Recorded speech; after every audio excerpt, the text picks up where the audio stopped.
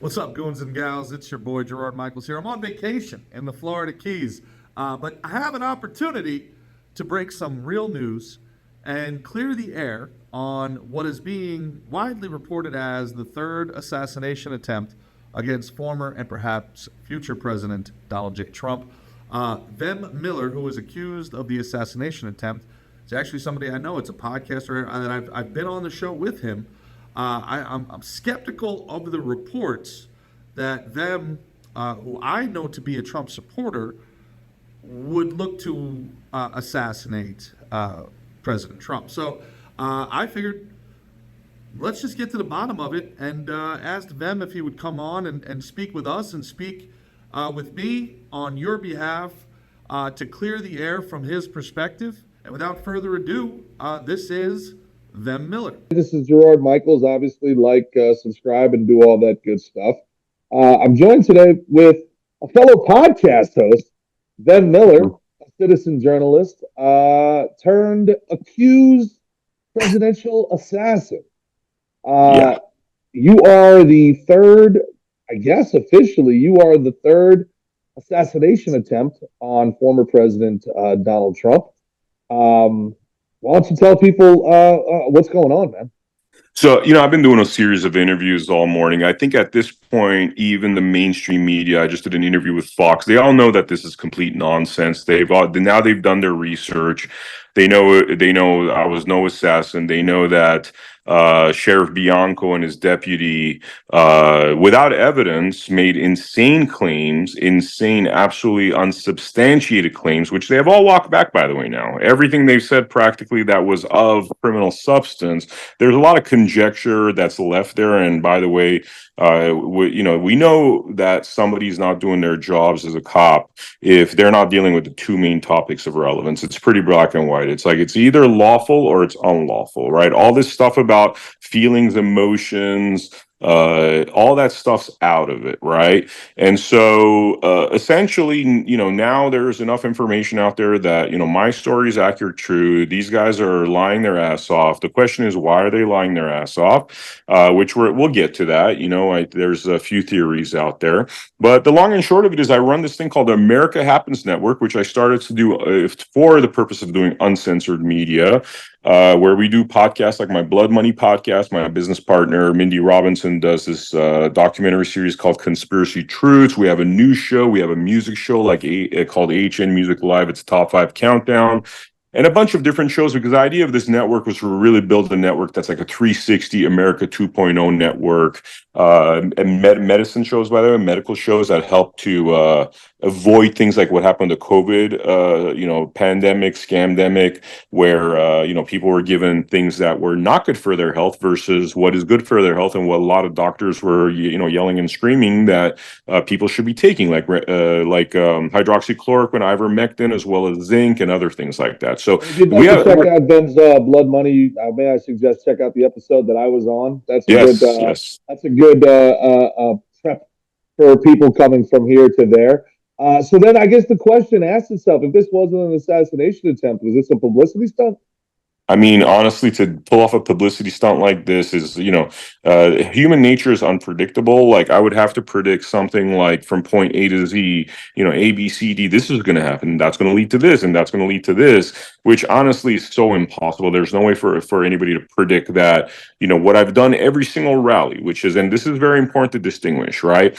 When I've gone to rallies, it's there's two locations relevant to rallies. It's not one location, it's two locations, and they're wholly separate. You have the parking lot, and then you have the rally and its perimeter, right? And these are two separate locations, usually at minimum a quarter mile apart, usually up to a mile apart, because the threat of assassination is not just by gun, it's also by car bomb, right? So car bombs, Timothy McVeigh style explosion, is why they separate these two. So in my mind, as a guy that's gone to many rallies, that understands the security measures, because I've talked to a lot of people like yourself, but also people that are in the fields of, investigating feds, Secret Service, I knew that the location I'm going to is a private parking lot. Then I'm getting out of my car and I'm walking about a quarter mile up to a mile to actually get to the rally perimeter, which is also heavily secured. The second thing is the two firearms that are referenced here is one is a 4-foot tall shotgun, which is not a very effective,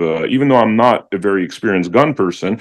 A shotgun is not a very effective assassination tool, especially when it sticks out like a sore thumb and it's absolutely impossible to get past the perimeter. The other gun is a Glock 19, which is also a very ineffective tool, if that was ever even a thought. So none of this matches up. None of this matches up. You're accused of attempting to assassinate presidential candidate Trump. You're not accused of being a good assassin. You're just accused of attempting to assassinate. Yeah. So why did you bring the guns to the rally? I didn't bring the guns to the rally. That's the distinction I'm trying to make. Like, even if there was never guns to the rally, it was my car going into parking lot, a separate parking lot, separate location, and then me getting at separate location and walking quarter of a mile, half a mile, or a mile. In this case, I think it was at least more than half a mile to the actual rally location. So that's never been. I was shocked too when we were at the Rescue the Republic event. I was shocked at how limited the security was there. Yeah. I was actually, frankly, talking to my. I was trying to prep my cameraman, and you saw we were in that press tent. That was a zoo. We had no idea who was in there, who had credentials, who didn't. So this whole thing has gotten so chaotic. But I find the security details to be shockingly inept at this season cycle. I would imagine. I mean, I couldn't believe it. I mean, we walked right into the press tent behind. We were basically backstage. There wasn't a bag that was checked. It was pretty amazing. But did you notice how while we're backstage, by the way, and again, I was in a privileged area, and I actually went to the backstage area. At one point, one of my colleagues who was a speaker got us into the backstage. So I was very close to the people that were not coming to our media area. If you notice, RFK Jr. didn't come to the media area. If you notice, Russell Brand didn't come to the media area. And there's a reason for that, because like you said, that wasn't a very secured area. Yes. We were hanging out there and we had a lot of, quote unquote celebrities, politicians, whatever. Yeah, but I got on show with my producers. Everybody that I was sent there to cover never actually came through. So they were pretty busy. Yeah, which I know in one instance we had to actually go to the backstage area because that person's security detail would not bring them to the media area, because that would, and again, even the backstage area wasn't secured that well, especially when you consider something like a Trump rally, which is secured much better, especially now. But early on, I could tell you, I know people that were able to, before the first assassination, I knew people that walked in with handguns in their pockets because it was that bad. It had to take the first assassination attempt for them to tighten it up. And also what's interesting, Gerald, is I got to mention this, right? The first assassination, second assassination attempt, there was Trump ducked. There was popping sounds. Remember those reports where it was kind of like, it wasn't like somebody tried to kill the president. It was like, they heard boom sounds. You know what I mean? Then when mine comes up, it's like Vem Miller, third assassin, and it happens all at once. So I don't know what happened there. Well, the quote was that I believe it was the deputy said he was absolutely certain this was an assassination attempt. I can actually pull up the direct quote. I'm paraphrasing here, but the headline was, "I am absolutely certain this is an assassination." Yeah, I'm absolutely certain he's about to lose his job. I'm absolutely certain that department's going to be investigated heavily.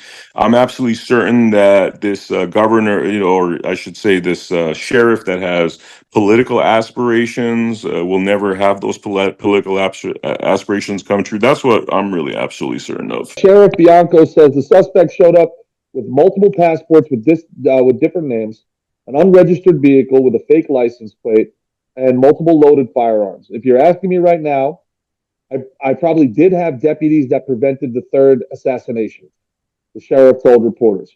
The man, identified as 49-year-old Vem Miller, was taken into custody without incident, the sheriff's office said in a statement earlier this day. So Sheriff Bianco says that was claiming that him and his team most likely prevented a third assassination. That's the quote. Yeah, I mean, so you, by the way, the Secret Service and the FBI had opportunities to interview me, even though this deputy sheriff that you refer of said, "Oh, they're going to interrogate you and all that."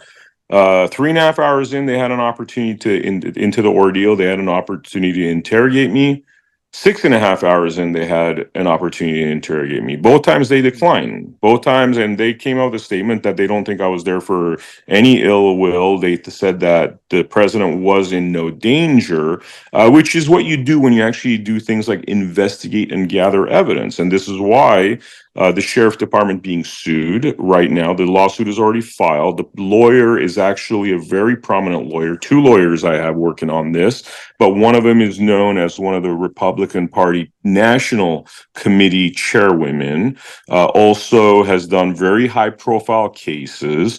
And you know what's going to happen at the end of this is that, you know, these guys' career is over. They're both, this deputy and sheriff, are done. It's just a matter of time. I do believe criminal charges are necessary, because what we're finding out as we investigate this actual sheriff is that there's a ton. I mean, it's like Tony Soprano running the sheriff's department. That's the best way to put it. This guy's a criminal, 100%. $7.5 million judgment because of his bad deeds very recently. Multiple inmates dying of malnutrition while in his custody. Okay. Investigated in 2023 as running a completely belligerent department. Evidence that's coming forth of bribery of individuals in order to shut people up because they're exposing corruption. We recently found out that he's quite anti-Second Amendment, because every time one of his employee or one of the cops has a workers' comp issue, he takes their guns away. He takes their gun rights away. And that was through a whistleblower that came late last night, who is actually a police officer right now. And he says 50% of the officers despise him. And there's other things that are happening, like financial records are not coming through, where he's making an outrageous amount of money. I think one of his financial records showed $600,000 in 1 year. 300,000 of it came from his salary. The other 3,000 of it came from something called others. So we're going to find out what that other is, you know? So long and short is, you know, this sheriff is toast. My story is turning out to be the credible story. And unfortunately, it has to play out that way, because you're dealing with a level of incompetence and ill will that is not supposed to be what happens with sheriffs. What were you doing at the rally, Ben? Were you there to cover it? No, I was invited by a special invitation, and because I ran for office in 2022 in Nevada as a Republican candidate, and also because I'm actively involved in the Trump caucus team, Trump team captain, and also I think Trump team leader or whatever, one of those terms. I'm also helping to gather votes for President Trump, which I did in the primary. So I got a special invite for that. Yeah, which would be a shocking turn of events. That's a hell of a long play by you to try to get the guy elected, and then, you know, go ahead and in 3 weeks before it, use a shotgun from a mile and a half away to get rid of all that hard work. Like, bro, this is the thing. This is so logical. You know, this guy got on stage, the sheriff, and said, common sense and logic. Like, come on, bro. Common sense and logic. Like, you don't even have one piece of evidence to corroborate these insane allegations. You don't have, like, you know, people were like, I have maybe 25 different calls from mainstream media press. They're like, and I'm talking about people that were trying to gotcha you when they first heard about this, but then they went on my Instagram and they're like, there's no way this guy is what you guys are saying he is. He's like got pictures with all these like Republicans and, you know, whatever. And these are not sheriffs. These are not officers of the law. These are reporters, and these reporters are coming because they'd rather get the sensational piece from me. But by the time they arrive and look at the evidence, they're like, dude, like, we're going to look like jerk offs if we come after you really hard, you know, because it's clear you've done nothing. But yet the sheriff, and I'll tell you why, there's a lot of potential self-interest in there. There's governor aspirations of the sheriff, that he thought he was going to, you know, be like this big media celebrity. And the thing that I really detest there, having come from Hollywood and produced content content is, this, there's people in Hollywood that are willing to sell their souls for fame and fortune, right? And to me, that's always been a detestable thing because I've seen horrible things come out of that, right? And we're seeing the manifestation of that through stories like what happened with P. Diddy and other, what I call celebrity whores. That's what they are. They're prostitutes seeking attention because they lack whatever they lack inside their soul, and they're willing to sell their soul, right? And it's very sad that this is the character of Sheriff Bianco. That's his character. That he took what was this kind of sensational 15 minutes of fame situation, flat out lied so he could get his spotlight on for his future political aspirations, and it turned out to be all a complete lie. Well, power does unfortunately attract the worst and corrupt the best, and the entertainment industry, as we've both been in, is the only proof you'll ever know that cliche to be true. Let's steel man the other side, then. Let's put ourselves in the sheriff's shoes and those LEO's shoes. What do you think was going through their mind? How did the detainment begin? Tell the listeners and the viewers exactly what went down, and perhaps from their perspective, what did they think that they were dealing with? So I do what I do when I go to any such event. Before I park my car, as I'm entering the parking lot, if I see an officer, I let them know that I have firearms in the truck. For example, worst case scenario, somebody breaks into the truck, they know that there's a shotgun and a Glock in there.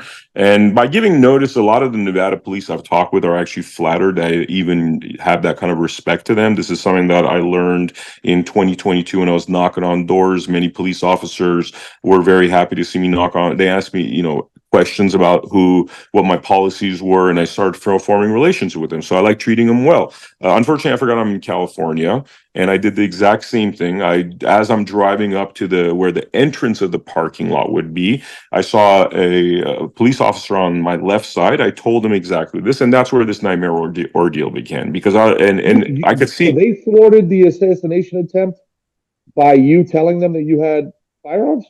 Yeah, I was the one that told him I had firearms, man. This is like common practice for me, just in transparency, because I don't want, like, the last thing I want is something from my car stolen, and then there's a guy running around with my gun and with its serial numbers, lawfully registered serial numbers, and I've given no notice. But also know that 50% of the car's trunks in there most likely have firearms. So, like, with that logic, that's important food too for people that know that aren't necessarily familiar with Nevada, really, but it is not uncommon to be driving around with a firearm. It's not an uncommon thing. It almost be in some parts of Nevada, it would be more uncommon to not have a firearm. Exactly. All my friends that I know carry firearms. The women that I know carry firearms in their purses. I mean, it's a whole different culture. But yeah, I mean, that's literally all it was. I told him, and then, by the way, when I told him, I could see on the look on this guy's face, kind of a dumb look on his face, like he was. I was like, listen, bro, like, if you're concerned or whatever, I'm like, I could give you the firearms. There's like 10 police cars over there. Put it in the trunk. I'll pick it up later, right? Or I could just do a U-turn and leave. But instead, they started this whole insane ordeal. We had a deputy sheriff that was clearly prejudiced against me, and he was the fulcrum between the FBI and the Secret Service and myself. And it's very clear that, like, he had an agenda, because he was trying to convince them of something, and they were just kind of like, "Nah, dude, there's a nothing burger." Because you know what those guys did? I'm sure the minute they found out these accusations, they ran a check on me. On a peripheral check, you could actually see my social media, which does not resemble somebody that's a leftist killer of Trump. If you do a deeper dive check on me, you find that everything that they thought was clues to, like, potential assassin was actually logical, documented, and it was a nothing burger. So that's why they didn't even interview me, and frankly, they stayed out of it. And the lawsuit is against the county and the state and the department, as opposed to them having done something that they'd be liable for. I mean, I just think they wanted to wash their hands of it. That's why. Did you have any of the other hallmarks of domestic terrorism, like a noose or bleach? Were you yelling, "This is MAGA country"? Did you have a bicycle or a step ladder, perhaps, or any of the other things that our crack team of assassins have been able to defeat the Secret Service with in the previous months? No, nothing. No, I mean they did a forensic search of my car. So what they lied to me. This arresting deputy sheriff told me that, hey, like at first he told me, hey, the only thing we're concerned about is that those are lawfully registered firearms. So I said, yeah, they are, and you're welcome to check in my car. I told him the location. The shotgun was lodged between the trunk and the seat, so you can't even move it unless you move the seats up. The Glock was basically in the back. And I told him, you're totally welcome to go in there, retrieve the So you cereals. I were have fully nothing tied. compliant the whole time. Yeah. I told him, get the cereals. Even If that's offered what to you share should. your edibles the whole night. What's up? Even offered to share your edibles the whole night. I wish I had edibles, man. I would have been, that would have been a much more pleasant experience going through what I went through. But, essentially, they were telling me they just want to check the cereals, but rather than doing that, they ransacked the crap out of my car. Bomb sniffing dogs, swab tests, 15 officers or 10 to 15 officers roaming around my car, looking at everything, opening my luggage, going through my computers, going through my hard drives, going through my cameras, like you name it. They Wow. did it. They turned my car upside down and they found absolutely nothing. So, when did you realize that this was turning left, that this was going south? Did you get your attorneys involved? What did you do to protect yourself as you realized, man, this is not a typical search event I'm going through right now? So on a dozen occasions, I asked for my phone call to my lawyer, or that one phone call that they're supposed to give you by law. They refused it. I never got my one phone call. So that evening, even though I realized that this was bad, this was wrong, it's what happened was basically, I wasn't, able to talk to my attorney, but then the next day, basically a lawsuit was filed yesterday. A lawsuit was filed yesterday, end of day, by a very prominent attorney. That's already in action now. That's going to be served, and that's also available online for anybody that has Pacer. They could actually go search the Nevada District Court, Federal District Court, and see that this lawsuit was actually filed. Read the lawsuit, see all the criminal behavior and all the insanity that these individuals did. This department did. How has this affected you, Ben? How has this affected you since that day?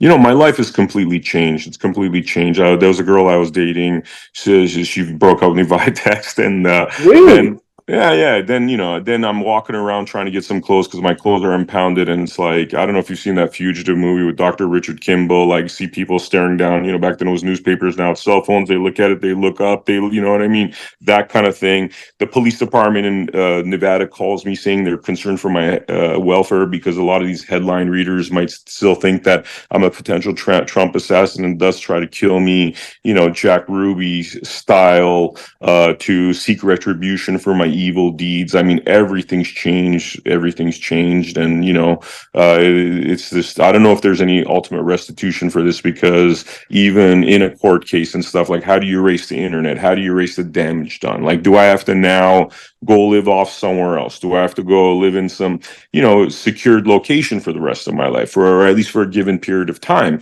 These are all things that were never in my mind, never something I had to contend with, that I'm contending with now because of this criminal behavior. This was criminal behavior by these people, and that's what I'm having to contend with right now. And so, for like you said, so for the future, the foreseeable future, when people Google or search or DuckDuckGo Vem Miller, blood money's not going to come up. Your shows are not going to come up. Your past work is not going to come up. What's going to come up is attempted presidential assassin. Mm-hmm. So how do you combat that? What are the plans to combat that sort of character assassination? That to use, I don't mean to be insensitive with that term, but that you're currently living through it. There's, with the people that are smart and astute enough, you combat it by putting out the truth. With people that are headline readers, then really there's nothing you can do. That's why I'm saying there's no complete restitution for this. There's no complete repair for this.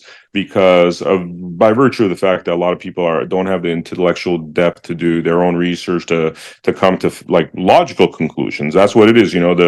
This sheriff started talking about common sense and logic. Well, common sense and logic would dictate that you have evidence before you say crazy things, right? Which he didn't have, So there's individuals that are of that ilk, like this sheriff, like his deputy, probably lower IQ individuals, Donald Trump would say, that are just out there. And those people I'm never going to be able to convince. So that's kind of what makes me think that, ultimately, maybe I just got to very severely modify my life going forward. In a very Trumpian manner, you are now the victim of both fake news and the weaponization of the Justice Department. In some ways, this perhaps would draw some empathy from the Trump camp. Have you had anybody try to reach out to him and his camp to make sure that he knows that you had no intention of harming him whatsoever? In fact, you've been advocating for his reelection. That's already been established because of my friends in the Republican Party that travel up very high in ranks, including one of the national committee chairwomen, who is my lawyer, who has the ear of Trump. I'm not so worried about that. I wouldn't want Donald Trump to contact me right now, because the issue lies here that we have, and I would literally want no contact, because I want Donald Trump to win. And because the issue that lies here is that those headline readers, some people know what's happened, some people are just too lazy to find out what's happened, but those people, we still need their votes for Donald Trump to win. So those people, I wouldn't want Donald Trump to have any contact with me, nor anybody associated with his campaign, because I've already gotten the word through internal means of I'm cool, like we're cool still, right? But there is those headline readers that would maybe tend to not vote for Donald Trump if he's associating with somebody like me. So for right now, I just want November 5th to pass. I have a feeling it's not going to be November 5th, by the way. I think this thing's going to drag out like crazy. It's going to be a mess. But once, hopefully, God willing, Trump wins the election, then I would love to go shake his hands. I got a lot of really great ideas, bills that I'm working with higher ups in the Nevada Republican Party on how to redefine the mainstream media, because that's been one of the problems with this, where something that was unsubstantiated was all of a sudden, almost in coordinated fashion, just put out there in a massive way. And for some reason, the first two people that actually did try to assassinate Donald Trump, they weren't given the names. Like I said, it's popping sounds and weird noises, whereas me was like Vem Miller potential. And I look at the coordinated fashion of that. I look at the work that we do at the America Happens Network and exposing corruption, 800 plus episodes, documentary shows. And I wonder how much of an effect that had on this situation, Oh, yeah. Do you think that this is, you could potentially, obviously it would only be speculation, but do you think you were potentially set up? Man, I don't want to make crazy. I've come up with 4 different options of what this could have been.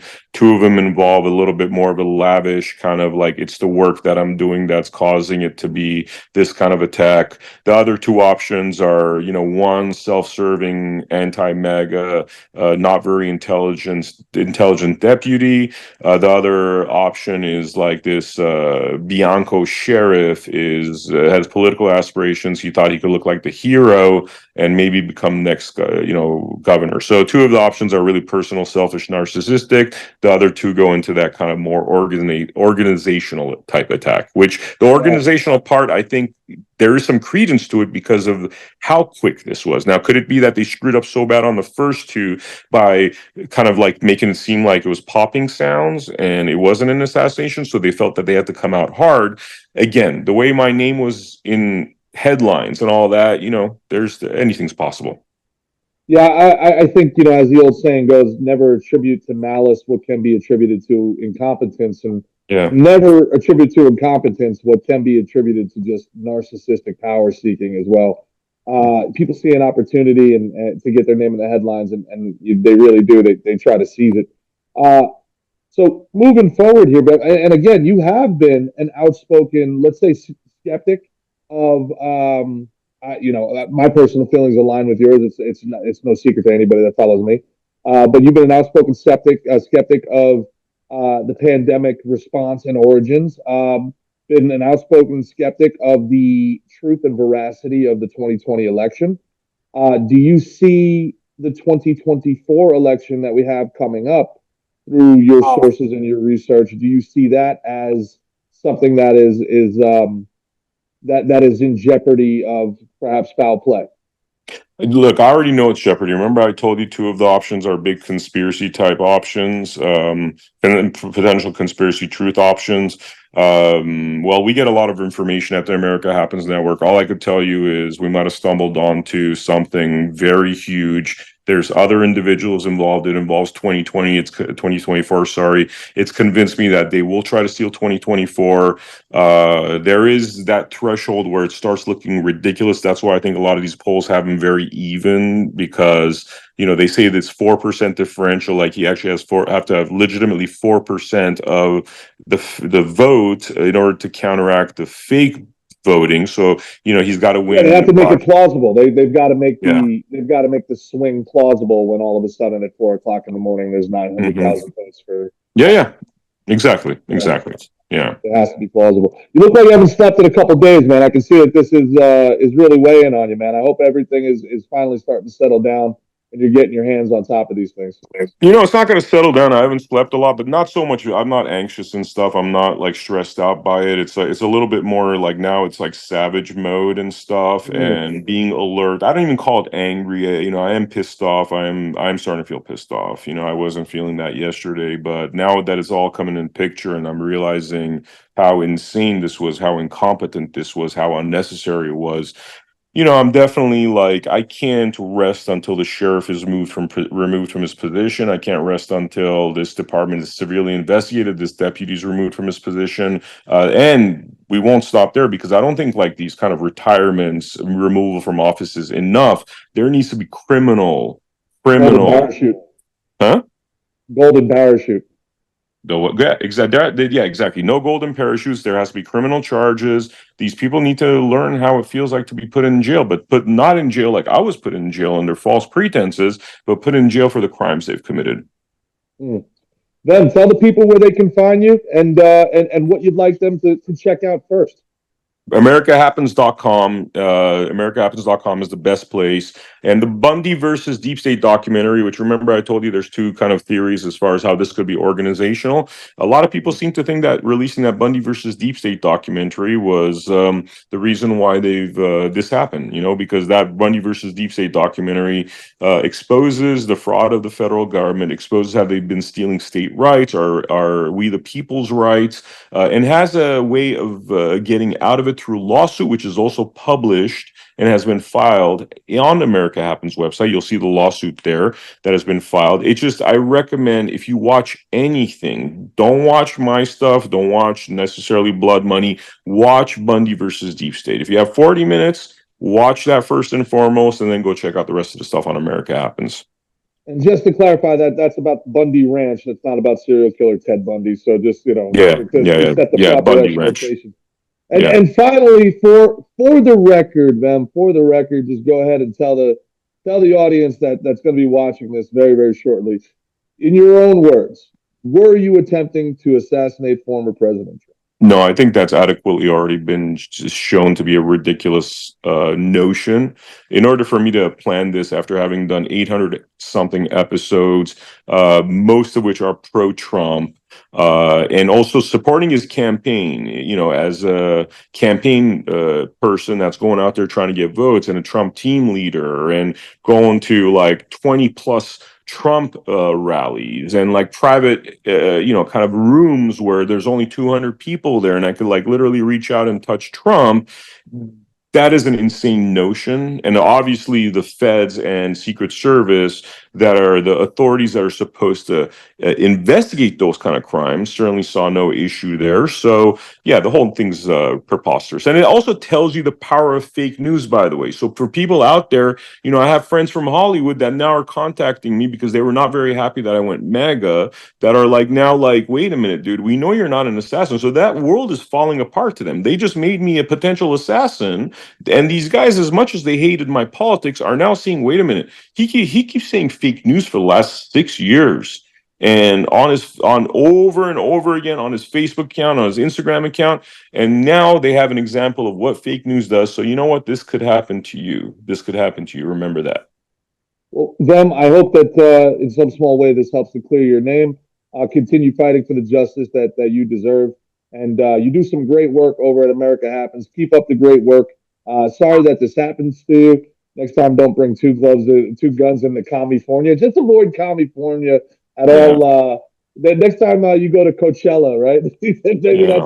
maybe that's what it is. You got to go burn some stage at the next Coachella event, or just avoid it altogether. I don't know. Yeah. But Vem, I'm glad that you're getting out in front of this, and I hope things, like you said, you get the justice and the clarity for your name that you so deserve.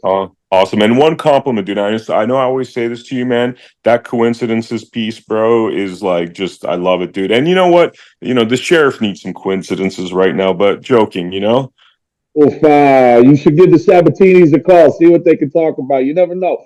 They know how to make things disappear. You know what I'm saying? Could you make all this online stuff disappear, Well, that's the Sabatinis. Yeah, they've been operating in the shadows for over 200 years. Coincidentally on purpose. Yeah, I know some guys at the Sabatinis. I'll give them a call for you. See what they can do. Awesome, bro. Awesome. So that's Vem Miller in his own words. It's very different than the story as it's being reported. Tell me what you think in the comments below. Do you think Vem is telling the truth? Do you think that he was mistreated? And please, if you do think that he is telling the truth, share this video so we can help clear his name, especially with the crazies that are out there looking to punish him for something that he didn't do. So please like, share, subscribe, and help us clear Vem's name. Or leave in the comments below why you think he's not telling the truth. I personally believe him, but, I don't know. I'm supposed to be an objective journalist. I'm not a journalist. I'm a comedian. What do I know?